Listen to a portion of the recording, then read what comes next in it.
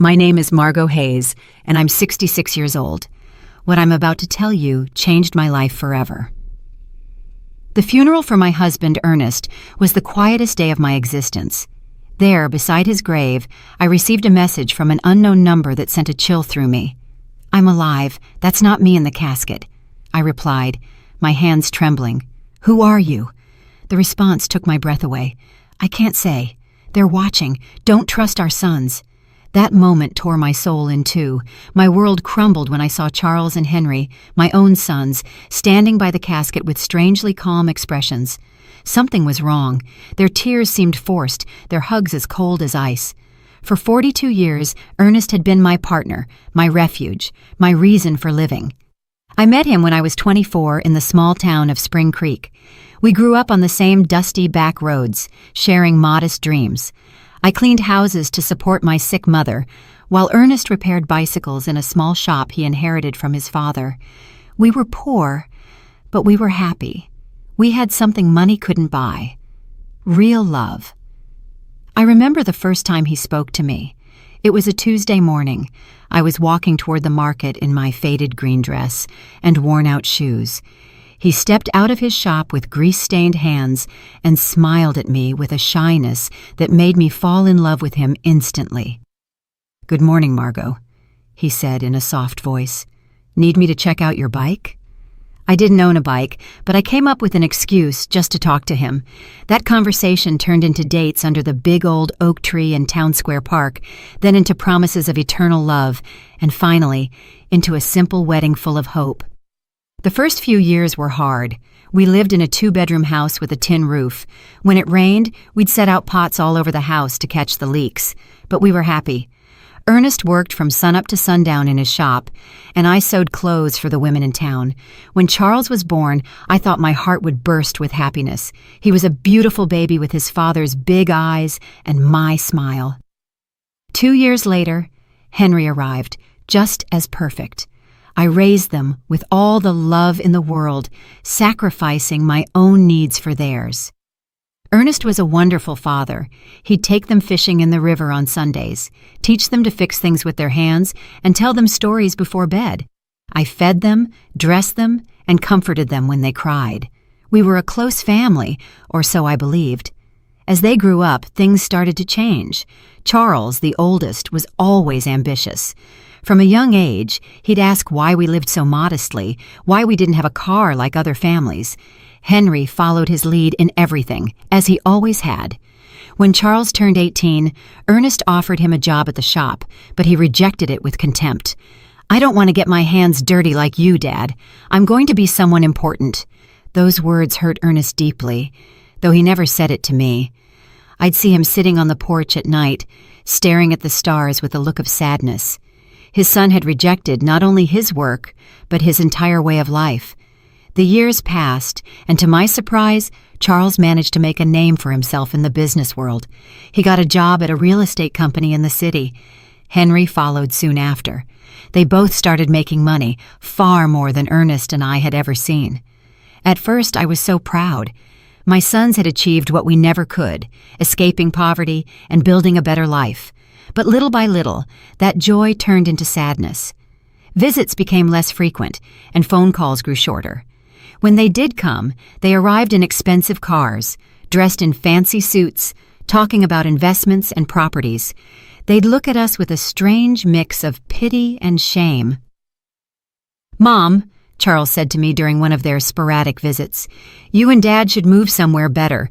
This house is falling apart." He was right. But that house held all our memories. It was where we'd raised our sons, where we'd shared thousands of meals, where we'd grown old together. It wasn't fancy, but it was our home. Ernest, always wise, would tell me, "Margot, money has changed our boys. We aren't enough for them anymore." I resisted believing it. I kept justifying their absences, their brief calls, their broken promises. "They're busy building their lives," I'd tell myself. "Someday they'll be the loving boys we raised again." But in my heart, I knew Ernest was right. We had lost our sons long before I lost my husband. I just didn't know to what extent we had become strangers to them. The most drastic change came when Charles married Jasmine Albright, a woman from the city who never hid her disdain for our simple lifestyle. The first time he brought her home, she arrived in high heels that sank into the dirt of our porch and an elegant red dress that looked more expensive than everything I had ever owned. "Nice to meet you," she said with a forced smile, barely extending the tips of her fingers to greet me. Her eyes scanned our humble home with an expression I couldn't decipher, but that made me feel small. During dinner, Jasmine barely touched the food I had prepared with so much love. She moved the meatloaf around on her plate and cut tiny pieces of chicken, but she ate almost nothing. Charles seemed nervous, constantly apologizing for things he had never been ashamed of before. "Next time, we'll take them out to a restaurant," he whispered to Jasmine, thinking I couldn't hear. But I heard him. Every word pierced my heart like a knife. Henry, for his part, remained single, but adopted the same distant attitude as his brother. His visits were limited to special occasions, and even then, he always seemed to be in a hurry to leave. He was constantly on his phone, closing deals even during our conversations. "Mom, I have to go," he'd always say before it was time. "I have an important meeting early tomorrow." Family Sundays became a distant memory. Christmases grew cold and formal. My sons would bring expensive gifts we didn't need. They'd stay for 2 or 3 hours and then leave with evident relief. Ernest and I grew old alone, comforting each other. He continued to work in his shop, though his hands no longer had the same strength. I continued with my sewing, but my eyes weren't the same. We made do with our small income, proud not to ask for anything from our successful sons. "Do you know what the saddest part is, Margot?" Ernest said to me one night as we drank coffee on the porch. "It's not that they have money.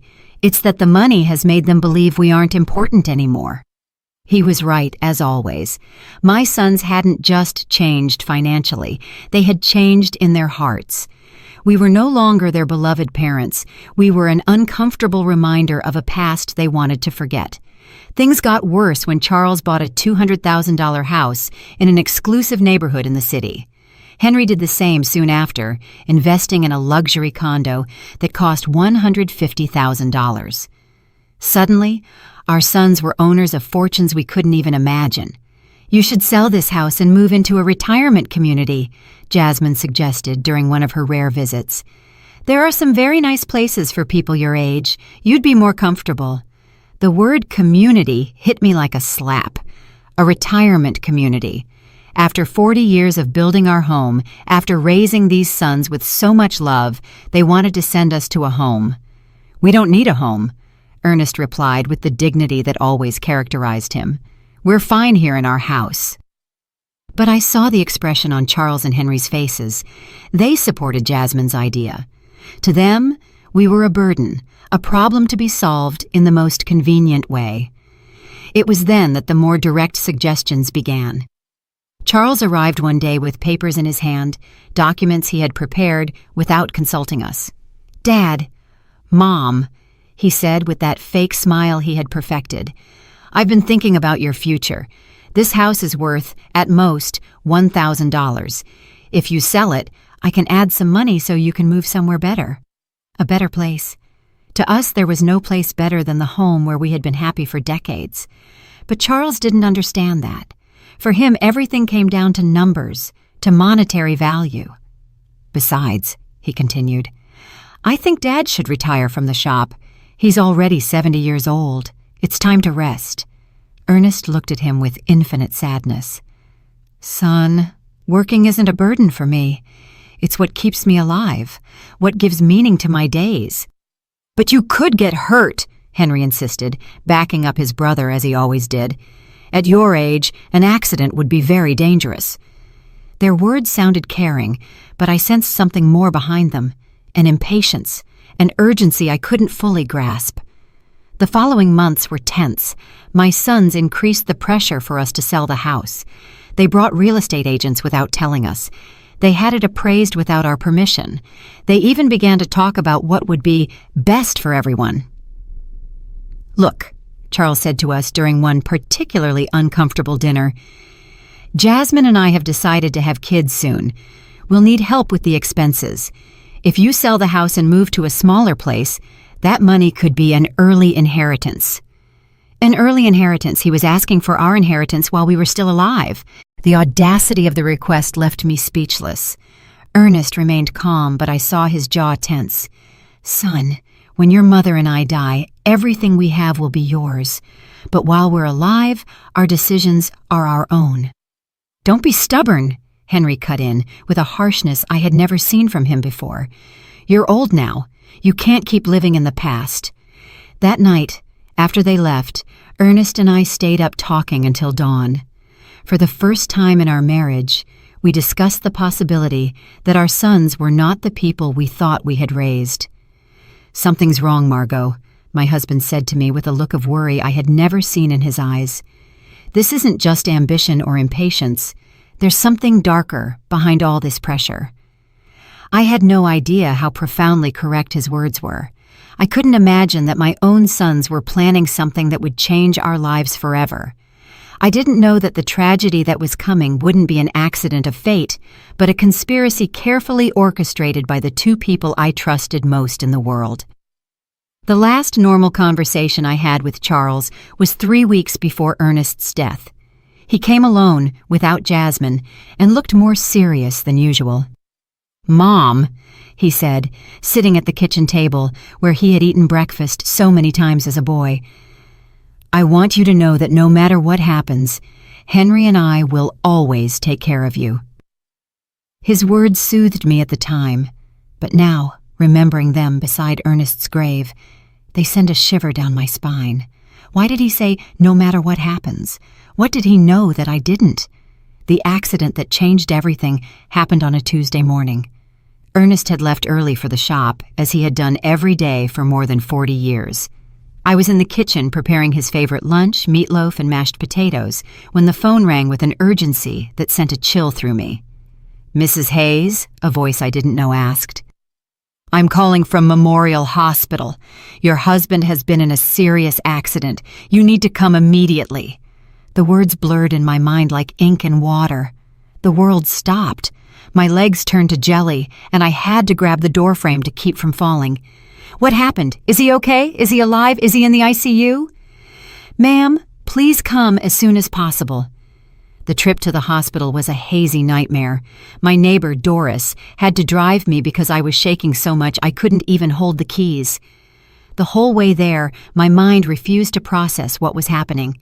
Ernest was careful, meticulous in his work. How could this have happened? When we got to the hospital, Charles and Henry were already there. That surprised me because no one had notified them yet. At least not me. But in my desperation, I didn't pay attention to that detail. Mom, Charles said, hugging me with a force that seemed genuine. Dad is in bad shape. The doctors say one of the machines at the shop exploded. He has severe burns and a traumatic brain injury. Henry's eyes were red, but something in his expression felt off. He seemed more nervous than sad, like someone waiting for important news rather than someone suffering for his father. Can we see him? I asked, desperate. Only immediate family, one at a time, and for 5 minutes max, the nurse explained. When I entered that ICU room, my heart sank. Ernest was hooked up to a dozen machines with bandages covering most of his face and arms. I barely recognized him. His breathing was labored, artificial, kept going by machines that beeped constantly. I walked up to his bed and took his hand, the only part of his body that seemed intact. Ernest, my love, I'm here. Everything is going to be all right. You're going to recover, just like you always do. For a moment, I felt a slight squeeze in my hand. His eyes moved behind his closed lids. He was fighting. My warrior was fighting to get back to me. The next 3 days were the longest of my life. I practically lived at the hospital, sleeping in the uncomfortable chairs in the waiting room. Charles and Henry took turns accompanying me, but they always seemed more interested in talking to the doctors than in comforting their father. I overheard fragmented conversations that I couldn't fully understand at the time. Henry asked about medical insurance, about the cost of treatment. Charles was on the phone talking about life insurance policies and beneficiaries. Mom, Charles said to me on the second day, we reviewed Dad's insurance. He has a life insurance policy for $50,000. There's also a workers' comp policy that could cover up to $75,000 more. Why was he talking to me about money when Ernest was still fighting for his life? Why was he worried about insurance instead of his father's recovery? I don't care about the money, I responded harshly. I just want your dad to get better. Of course, Mom, he said, but I saw something in his eyes that I didn't like. A coldness, a calculator working while his father lay dying. On the third day, the doctors gave us the most devastating news of my life. Dr. Patterson, an older man with a compassionate expression, gathered us in a small office. Mrs. Hayes, he began softly, your husband's condition is critical. The burns have become infected, and the head trauma is more severe than we initially thought. We have to be realistic about his chances. What does that mean? I asked, though my heart already knew the answer. It means we need to prepare for the worst. Your husband is in an induced coma. We could keep him alive indefinitely, but his quality of life, well, it's highly unlikely he will ever regain consciousness. My world fell apart around me. 42 years of marriage, an entire life built together, and now they were telling me it was all fading away like smoke. We want to try everything, I said through sobs, no matter the cost, no matter how long it takes. But Charles exchanged a look with Henry that deeply unsettled me. Mom, Charles said in a voice that tried to sound understanding, we have to be practical. Dad wouldn't want to live like this. He always said he never wanted to be a burden on anyone. A burden. I exploded with a fury I didn't know I had. He's your father. He's not a burden. He's the man who raised you, who worked his whole life to give you the best he could. We know, Mom, Henry chimed in. But we also have to think about you. The medical bills are going to be enormous. They could wipe out all your savings. Again, money. Always money. My husband was dying, and they were calculating costs. That night, alone in the hospital room, I took Ernest's hand and spoke to him as if he could hear me. My love, I don't know what to do. The doctors say there's no hope, but I can't let you go. I can't imagine my life without you. It was then that something happened that still gives me goosebumps. His fingers moved slightly, squeezing mine with a force that was almost imperceptible.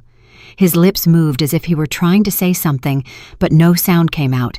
I called for the nurses, desperate. He's reacting! He's trying to talk! But by the time they arrived, Ernest had returned to his previous state.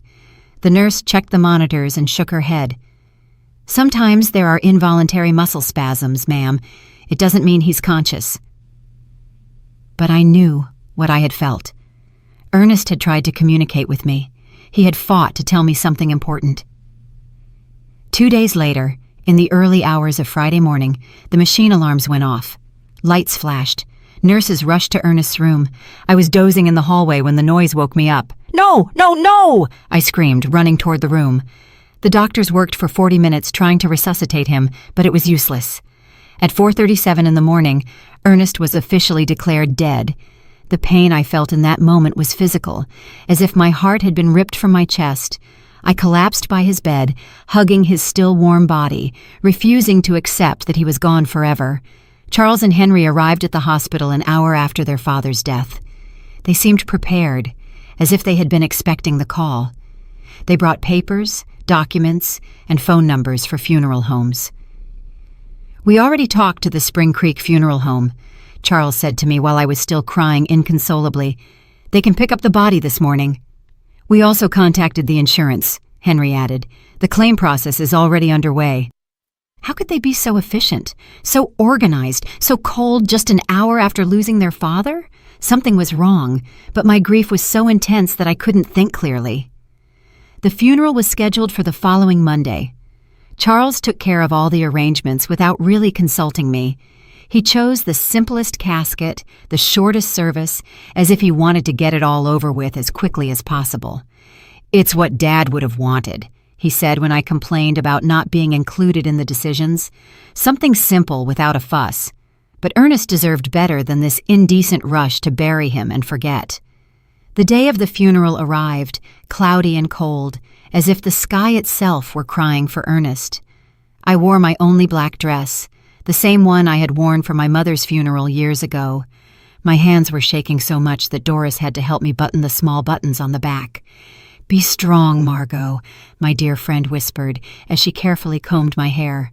"Ernest would want to see you strong." But I didn't feel strong. I felt empty, like a shell without a soul. 42 years of marriage can't be buried so easily. Every object in the house reminded me of him: his coffee mug on the table, his tools on the porch, his pillow that still held his scent. When we got to the cemetery, I was surprised by how few people had attended. I expected to see more of Ernest's co-workers from the shop, more neighbors, more acquaintances. But it was only Charles, Henry, Jasmine, Doris, me, and the pastor. For a man who had lived 70 years in the same town, who had helped so many people, the funeral seemed strangely empty. "Where are the guys from the shop?" I asked Charles. "We didn't want to bother anyone," he replied quickly. "Dad was a private person. He would have preferred something intimate." But that wasn't true. Ernest loved his community. He cared about his neighbors. He would have wanted them to come say goodbye. Why had Charles decided to make everything so secretive, so rushed? During the service, I watched my sons with a strange emotional detachment. Charles had a solemn expression, appropriate for the occasion, but his eyes constantly darted toward his watch. Henry seemed restless, as if he had more important things to do. Jasmine discreetly checked her phone behind her black veil. This was how they were saying goodbye to their father, with impatience and distractions. The pastor spoke about eternal life, about well-deserved rest, about reuniting with God. His words felt hollow in my shattered heart. I didn't want Ernest to rest in peace. I wanted him to come home with me, for us to keep growing old together, for us to keep drinking coffee on the porch every evening. When it was time to throw dirt on the casket, my legs refused to hold me up. Doris had to support me as I sobbed uncontrollably. The sound of the dirt hitting the wood was final, conclusive, hopeless. It was at that exact moment, standing by my husband's grave, that my phone vibrated. A text message from an unknown number. "I'm alive. That's not me in the casket." My heart stopped. The letters danced in front of my eyes as if I were hallucinating. I was losing my mind from the grief. With trembling hands, I replied, "Who are you?" The answer came immediately. "I can't say. They're watching. Don't trust our sons." The phone fell from my hands as if it were burning. Doris bent down to pick it up, but I stopped her abruptly. I couldn't let anyone else see those messages, not until I understood what was happening. "Are you okay, Mom?" Charles asked, approaching with a worried expression. I stared at him, trying to find some clue on his face. His eyes seemed sincere, but now every gesture, every word, every expression felt suspicious. "I'm fine," I lied, putting the phone in my purse. "I just need to go home." On the way back, I couldn't get those messages out of my head. Was it possible that someone was playing a cruel joke at the worst moment of my life? Or was there really a possibility that Ernest was alive? But if he was alive, who had we buried? And if he wasn't alive, who knew enough details about our lives to write something so specific about our sons? That night, alone in my house, which now felt like a tomb, I reviewed every detail of the last few days. Ernest's accident had been strange from the beginning. According to Charles, a machine had exploded in the shop, but Ernest knew every screw and wire in that place. He was meticulous about maintenance, obsessive about safety. Plus, how had my sons gotten to the hospital so quickly if no one had notified them? The hospital had called me first. I was the emergency contact. How did they know about the accident before I did? And then there was the money. From day one, Charles and Henry had talked about insurance, policies, and beneficiaries, as if they had been waiting for this moment, preparing for it. I decided to check Ernest's papers. In his old wooden desk, he kept all his important documents in a metal box. Insurance policies, the deed to the house, shop documents, everything was there. I found the $50,000 life insurance policy that Charles had mentioned. But there was something I didn't remember. The policy had been updated just 6 months earlier, increasing the coverage from $5,000 to $50,000. Why had Ernest increased his life insurance? He had never mentioned that change to me, and more importantly, who had suggested he do it? I kept looking and found something even more disturbing. A workers' comp policy that I didn't know about, purchased just 2 months before his death. $5,000 in case of accidental death on the job. $15,000 in total. A fortune for a family like ours, but also a fortune tempting enough for someone without scruples. My phone vibrated again. Another message from the same unknown number. Check the bank account. See who's been moving money. This time I didn't hesitate. This person, whoever they were, knew too much to be a prankster. They knew about the insurance, they knew about my sons, they knew details that only someone very close to us could know. The next day, I went to the bank where Ernest and I had kept our account for 30 years. Mrs. Thompson, the manager who had known us forever, greeted me with sincere condolences. "Margot, I'm so sorry about Ernest. He was a good man." "Thank you, Mrs. Thompson. I came to check our accounts. I need to understand our financial situation." She showed me the bank statements from the last 6 months. What I saw froze me. Over the past 3 months, large withdrawals had been made from our savings account. $1,000 in January, $3,000 in February, $4,000 in March. Money that I didn't know had been moved. "Who authorized these withdrawals?" I asked, my voice trembling. "Your husband came in person," Mrs. Thompson explained. "He said he needed the money for repairs at the shop." But I kept the household accounts. I knew exactly how much money we had and what we spent. Ernest had never mentioned expensive repairs at the shop, and we definitely had never talked about withdrawing thousands of dollars from our savings. "Do you have the signatures for those withdrawals?" I asked. She showed me the receipts. Indeed, it looked like Ernest's signature, but something about the handwriting seemed off. It was too shaky, too uncertain for his usually firm, clear script. "Mrs. Thompson," I asked with my heart pounding, "did he come alone to make these withdrawals, or was someone with him?" She thought for a moment. "Now that you mention it, I think he came in with one of your sons once or twice. Charles, I think. He said he was helping his dad with the paperwork because Ernest had trouble reading documents without his glasses." Charles. My son had been involved in money withdrawals I didn't know about, using his father's tired eyes as an excuse. But Ernest saw perfectly well with his glasses, which he never took off during the day. That afternoon, as I looked over the bank receipts again and again, I received another message. The insurance was their idea. They convinced Ernest he needed more protection for you. It was a trap. I could no longer deny the evidence piling up in front of me. The mysteriously increased insurance policies, the unauthorized money withdrawals, Charles's presence in transactions I knew nothing about, his suspicious efficiency in organizing the funeral, his coldness during his father's agony. But the question that terrified me was whether they had really planned Ernest's death, how they had done it, and who was sending me these messages. How did this person know so much about what had happened? The following days became a nightmare of doubt and suspicion. Every one of Charles's smiles, every one of Henry's hugs, every word of condolence felt like a mask hiding something sinister.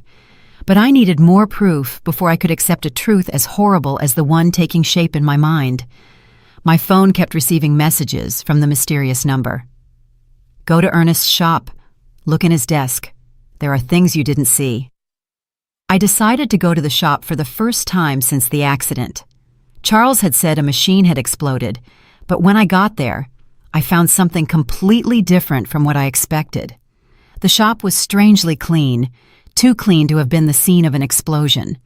There were no burn marks on the walls, no debris, no signs of the destruction that such a serious accident should have caused. "Where is the machine that exploded?" I asked out loud. I looked all over the shop and found every machine in its place, working perfectly. The welder, the compressor, the electric saw, all were intact. What then had been the cause of the accident? In Ernest's desk, I found something that sent a chill through me. a note written in his handwriting dated 3 days before his death. Charles insists I need more insurance. He says it's for Margot, but something doesn't feel right. I don't trust his intentions. Below that note was another. Henry brought me some papers to sign. He says they're to modernize the shop, but I don't understand what it's about. Why all the hurry? My husband had had suspicions. He had intuited the evil intentions of our sons, but he had died before he could tell me. I kept searching and found an envelope sealed with my name on it. I opened it with trembling hands. It was a letter from Ernest. "My dearest Margot, if you are reading this, it means something has happened to me. In recent months, I've noticed strange changes in Charles and Henry. They're too interested in our money, in the insurance, in us selling the house. Jasmine is putting a lot of pressure on them. Yesterday, Charles told me I should be more concerned about my safety because at my age, any accident could be fatal. I don't know why, but those words sounded like a threat. I love you, Margot. If something happens to me, don't trust anyone blindly, not even our sons." The letter fell from my hands. Ernest had sensed his own death. He had seen the signs that I, blinded by maternal love, had ignored. That night, Charles came to visit me. He arrived with a bottle of wine and a smile that now seemed completely fake. "Mom, I've been thinking about your future," he said, pouring himself a glass without asking if I wanted one. "The insurance money. It's already in process. It'll be $15,000. "How do you know the exact amount?" I asked, feigning innocence. "Well, I helped Dad with the insurance paperwork. He wanted to make sure you had enough money to live comfortably." A lie. Ernest had never wanted to increase the insurance. According to his own note, he had been pressured by Charles. "And what do you think I should do with that money?" I asked, carefully watching his reaction. His eyes lit up with a glint that gave me a chill. "You could buy a smaller, cozier house, or even better, move into a nice retirement community where you'd have company and medical care. Henry and I could manage your money to make it go further." "Manage my money. We just want to take care of you, Mom. At your age, it's easy to get scammed or make bad financial decisions. We know about investments, about business. We could triple that amount in a few years. Triple my money or make it disappear into their own pockets." "Let me think about it," I said, trying to buy time. "Of course," Jasmine said with her fake sweetness. "But not too long, for your own good." After they left, I sat in my kitchen, shaking with rage and fear. My own sons, my flesh and blood, had not only murdered their father, but now they were planning to steal everything I had left. That night, my phone vibrated with a longer message than the others. "Tomorrow, go to the police station. Ask for the report on Ernest's accident. There are contradictions you need to know about." The next day, I went to the local police station. Sergeant O'Connell, who had known Ernest for years, greeted me kindly. "The report on your husband's accident?" he asked with a confused expression. "What accident, Mrs. Hayes?" "From his shop, when the machine exploded." The sergeant checked his files and shook his head. "We don't have any report of an explosion at Ernest's shop here. In fact, we don't have any report of a work accident involving your husband." I felt the world sway under my feet. But my son said it was an accident at the shop. That's why he was in the hospital." "Mrs. Hayes, your husband arrived at the hospital on Tuesday morning, but not from a work accident. According to the medical report I have here, he arrived unconscious with symptoms of poisoning." Poisoning. The doctors found traces of methanol in his blood, a quantity sufficient to cause blindness, brain damage, and eventually death. The hospital should have informed you of this. Poisoning. It hadn't been an explosion. It hadn't been a work accident. Someone had deliberately poisoned my husband. "Why didn't anyone tell me this?" I asked, my voice breaking. The immediate family who signed the hospital papers requested that the information be kept confidential to avoid unnecessary speculation. They said you were too emotionally fragile to handle the technical details. The immediate family. Charles and Henry had hidden the true cause of Ernest's condition, invented the story of the explosion, and manipulated everyone, including me, to cover up a murder. "Mrs. Hayes," the sergeant continued. "If you suspect the circumstances of your husband's death, we could open a formal investigation." I had more than suspicions. I was certain that my own sons had murdered their father for money. That afternoon, Henry came home with a bouquet of flowers and the same fake smile as Charles. "How are you, Mom? You look tired." "I'm fine," I lied, observing his every gesture from a new perspective. "I'm just thinking about the future." "That's good. Charles and I have been talking. We think you should sell the house soon while it's fresh on the real estate market." "Why the rush?" "Well, old houses lose value quickly, and you need liquidity. Funeral expenses, pending medical bills." More lies. The funeral had been cheap, almost insultingly so, and there were no pending medical bills because the hospital insurance had covered them. "Henry," I said, looking him directly in the eyes, "you knew your dad didn't die from a work accident." For a fraction of a second, I saw panic in his expression, but he recovered quickly. "What are you talking about, Mom?" "I went to the police station.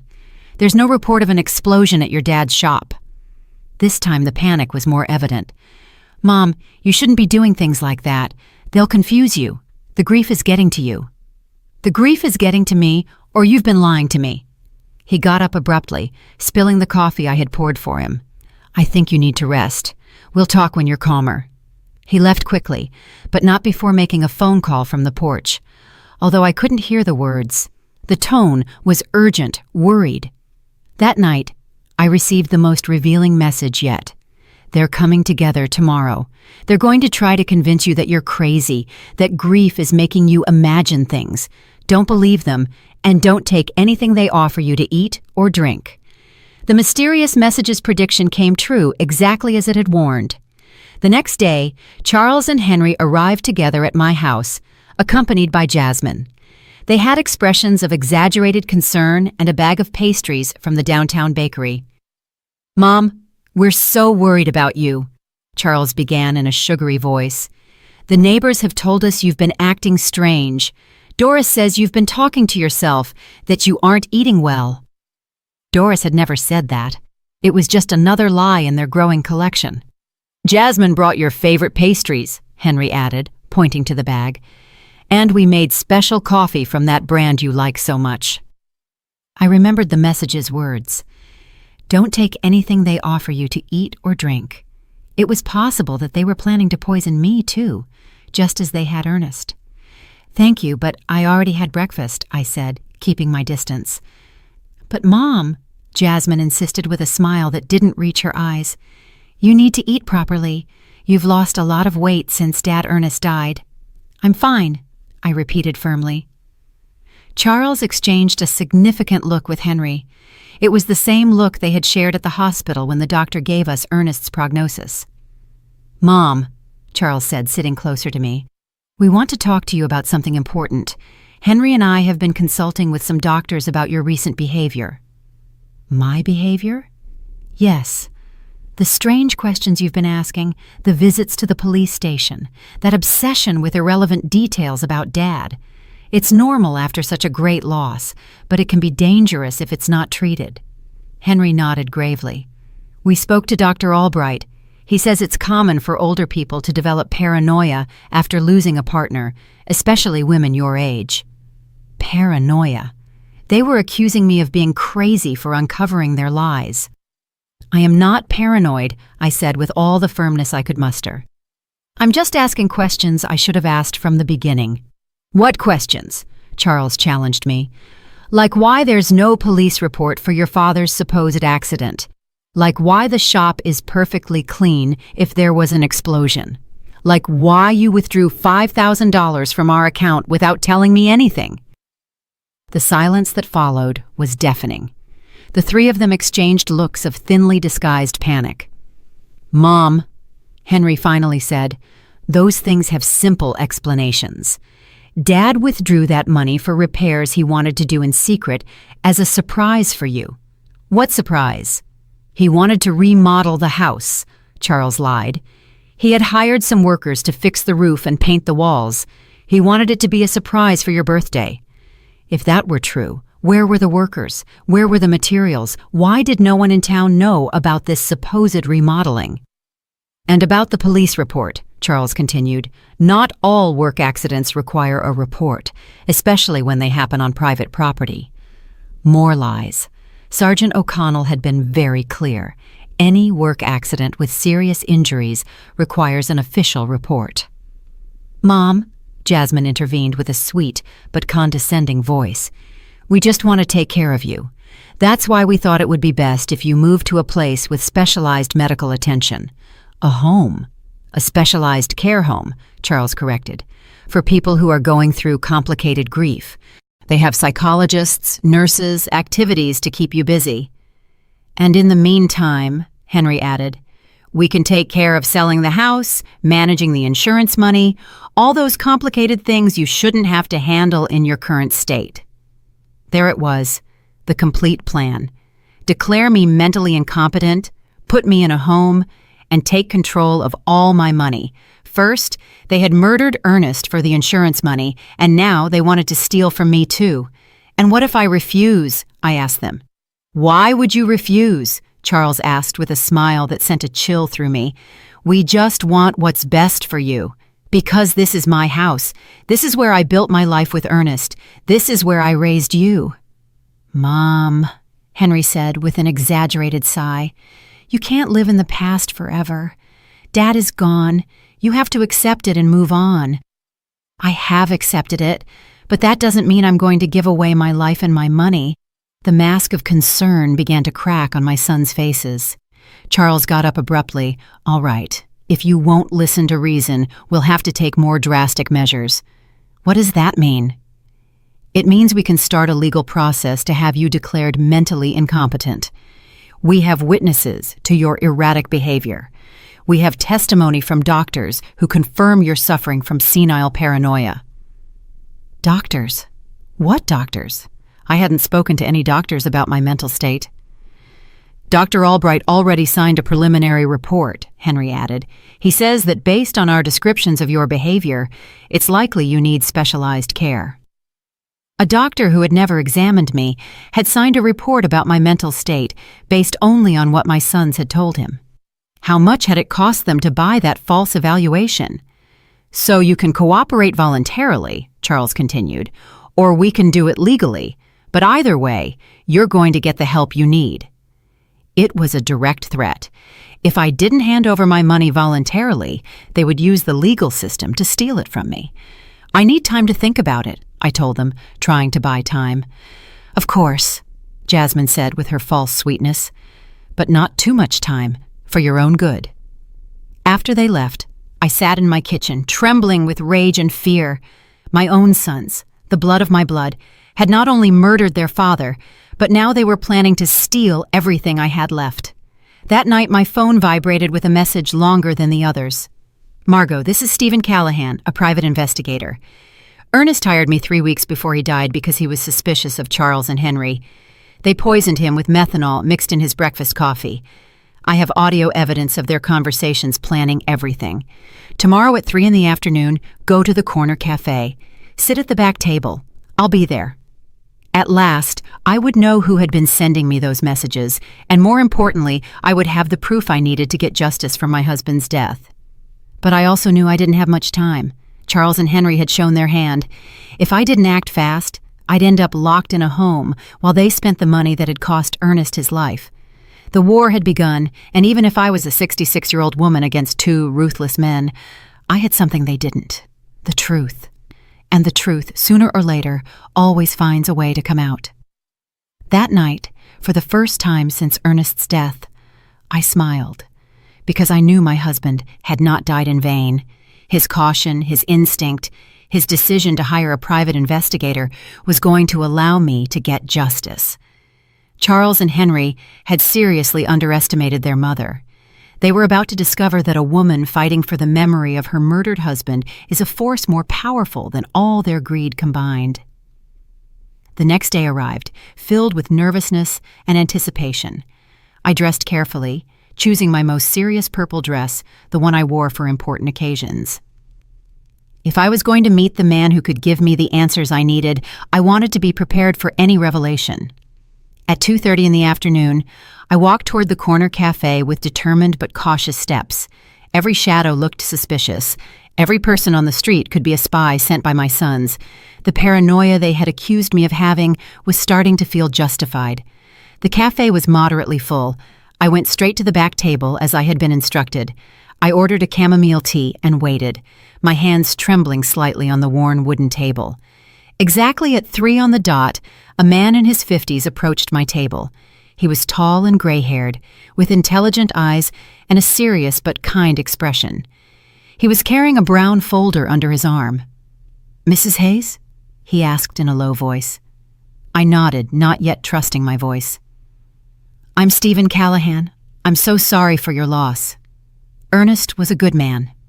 He sat down across from me and placed the folder on the table. "Before I show you what I have, I need you to know that what you're about to hear and see is going to be very painful. Are you ready?" "I've been getting ready since I received your first message," I replied, with a firmness I didn't know I had. Stephen opened the folder and took out a small voice recorder. "Ernest came to see me a month ago. He was worried about his son's behavior. He hired me to investigate them discreetly." He pressed the play button. Ernest's voice, so familiar and dear, filled the small space between us. "Stephen, I need you to know that if something happens to me, it won't be an accident. Charles and Henry have been pressuring me to increase my life insurance. Yesterday, Charles brought me papers he said were to better protect Margot. But when I read them, I realized there were also clauses that directly benefited them. My heart sped up. Hearing Ernest's voice was like having him back for a few minutes, but his words confirmed my worst suspicions. The recording continued. "Henry has been asking strange questions about my daily routine, what I eat for breakfast, what time I leave the house, if Margot comes to the shop with me. He says it's out of concern, but something about the way he asks worries me." Stephen paused the recording. "This conversation was 3 weeks before his death, but I have something more recent." He played another recording, this time with Charles's voice in the background talking on the phone. "No, we can't wait any longer. The old man is starting to get suspicious. Yesterday he asked me why I was so interested in his insurance. Yes, I already have the methanol. It works perfectly because the symptoms look like a heart attack or a stroke. No, Mom won't be a problem. After Dad dies, she'll be so devastated that we can do whatever we want with her." Tears began to roll down my cheeks. It was the voice of my son, my own son, coldly planning his father's murder. "There's more," Stephen said softly. "This recording is from the day before Ernest's death." A new recording began. This time, it was Henry talking to someone. "Everything's ready. Tomorrow Charles is going to put the methanol in Dad's coffee. We told him it was a special vitamin supplement a doctor recommended. The idiot is going to drink it without suspecting a thing. The symptoms? It'll start with dizziness and confusion, then loss of sight, convulsions, coma. The doctors will think it's a stroke or a heart attack. By the time they realize it's poisoning, it'll be too late." My world completely collapsed. Not only had they planned Ernest's murder, but they had executed it with a coldness that terrified me. How was it possible that my sons, the babies I had nursed, the boys I had comforted through their nightmares, were capable of something so monstrous? "How did you get these recordings?" I asked through my sobs. "Ernest had asked me to put listening devices in your house," Stephen explained. He was afraid, but he didn't know exactly what of. "We placed them on the home phone and in some other strategic spots." He took out a series of photographs from the folder. "I also have this. Charles buying methanol at a hardware store 30 miles from town. He paid with cash and used a fake name, but I have it on video." The photographs clearly showed Charles leaving a hardware store with a small bottle in his hands. The date on the